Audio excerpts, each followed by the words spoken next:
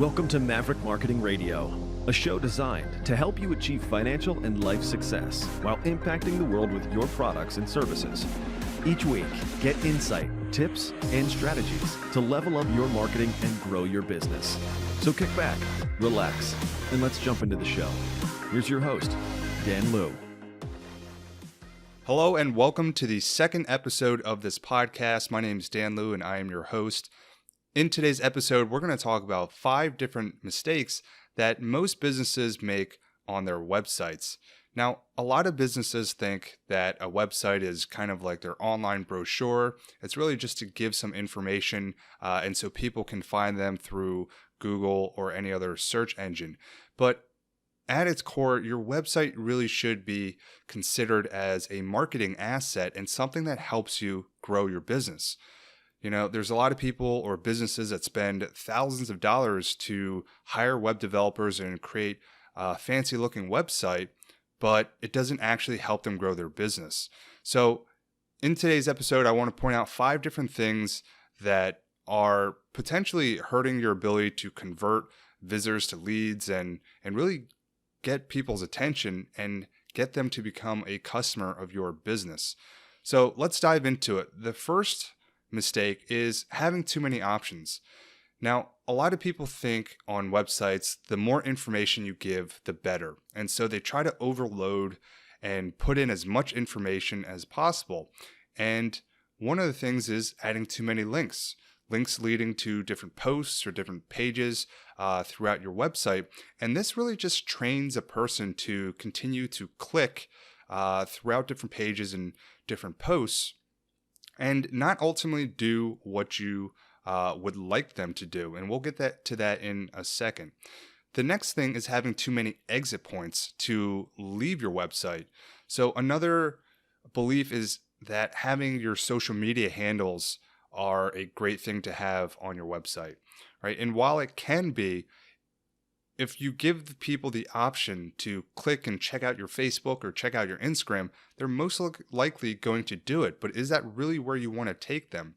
Now, you want to have people directed from your social media to get to your website, but do you really want to lead them back out to your social media pages? The third thing is not having clear calls to action. So think about, what is the one thing that you want your website visitor to do the most? Is it book a call? Is it schedule an appointment? Maybe become a lead? You have to really think about what's the next step in the customer journey that you have so that the person takes the action and moves closer towards actually becoming a customer. The fourth mistake is focusing too much on design and not enough on the content. So many businesses will hire web developers that know how to make a fancy looking website, but they don't know how to put the right content on it that gets people to actually take the right actions, which I talked earlier about having that next step, something to focus on and lead people through, which is a journey that allows somebody to basically go on a step-by-step process rather than giving them so much information and a lot of times not even relevant information, and then expecting them to do what you want them to do. The fifth mistake is offering a newsletter. Now, I see this a lot with businesses of all kinds, whether it's local businesses, small business, medium-sized, even large businesses, offering a newsletter for people to get onto their email list. Now, this is a huge killer of conversions because the reality is that most people don't want more emails in their inbox.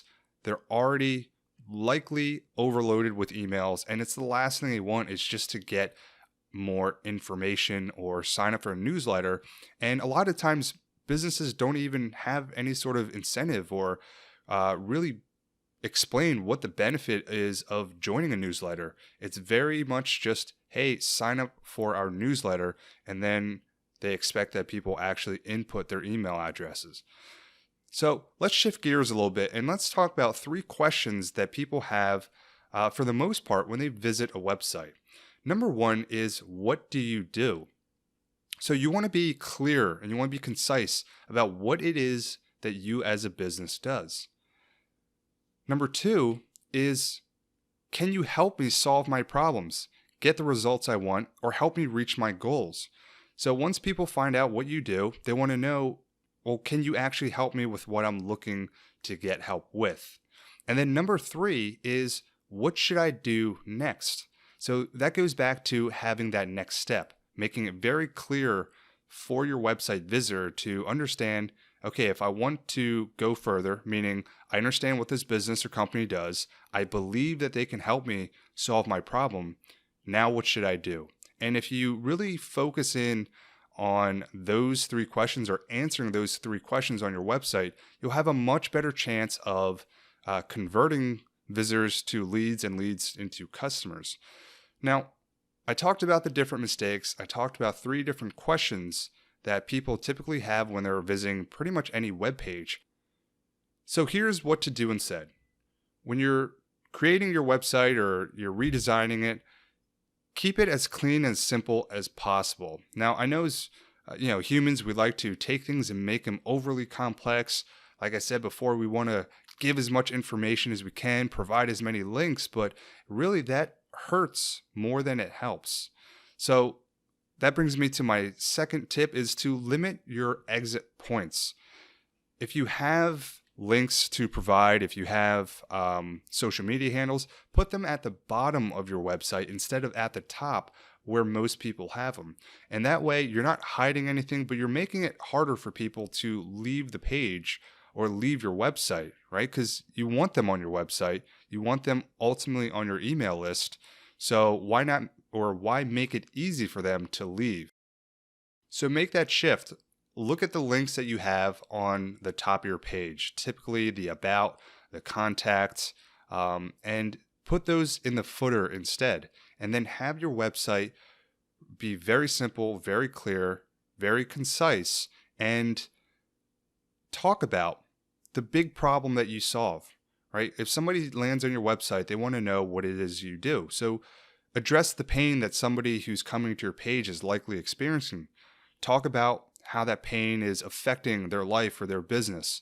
And then from there, position your business as a solution. Talk about what it is that you do, how you help people solve that problem.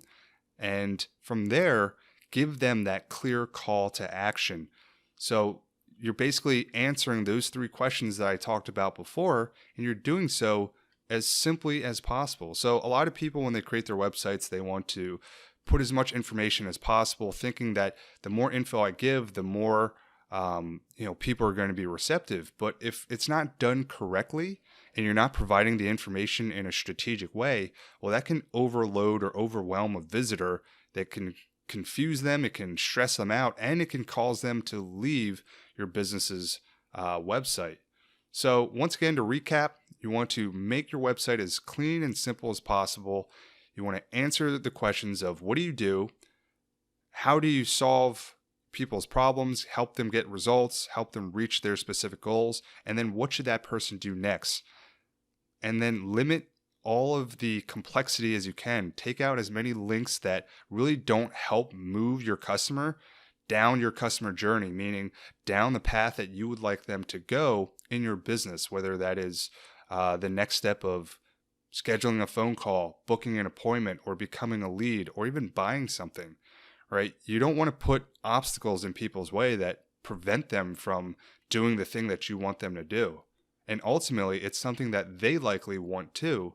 But if you give them things to look at and read and listen to, that's going to distract them. So you have to think as simple as you can. And then from there, you can start adding in different things. But most people do it the opposite way. They'll put as much information out there as they possibly can.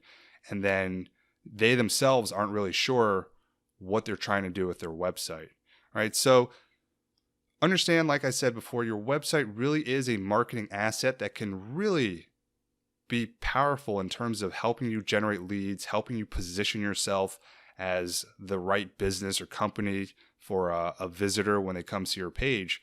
But you have to make sure that you strip it down, you keep it very simple. Yes, you want to make sure that it's nicely designed, but first and foremost, you want to make sure that you have the right content on there and eliminate anything that doesn't help that customer or that potential customer make or take that next step into your customer journey. All right. So thanks so much for tuning in and listening to this episode. Hopefully you've gotten some value out of it. I know the website is a little bit confusing. A lot of business owners think that, it doesn't serve much of a purpose besides people going there and checking it out through search engines, but it can really be a powerful part of your overall marketing strategy if done correctly. Now, if you're looking for help, if you're looking for finding the right words and how to build the right message to your target customer, then check out the modularmarketingmethod.com. There I have a marketing toolkit that helps you basically extract the right words and the right messaging that you can use on your website, or in your emails and so on, to really attract and resonate with the customers that you want to serve. Again, that's the modularmarketingmethod.com. So thanks so much for listening to this podcast. I hope you got some clarity about your website. And if there's one tip that I could recommend you take away from this episode, is to look at your website, go through and ask yourself, is there anything on this page that doesn't help me, or it doesn't help move the visitor down the customer journey that I can get rid of or move so that my website becomes more streamlined, to the point, and helps the person take the action that I want them to take. All right, so thanks for listening to the second episode of Maverick Marketing Radio. I appreciate your time, and I'll talk to you in the next episode.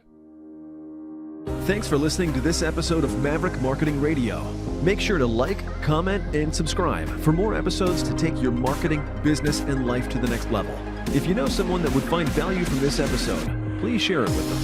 Also, check out the description below or visit maverickmarketingstudio.com to get your free marketing toolkit for entrepreneurs and other resources to help you grow your company. That's maverickmarketingstudio.com. And subscribe to the show on Apple and Spotify to get episodes delivered to your mobile device. Thanks for listening, and until next time, keep creating the business and life of your dreams.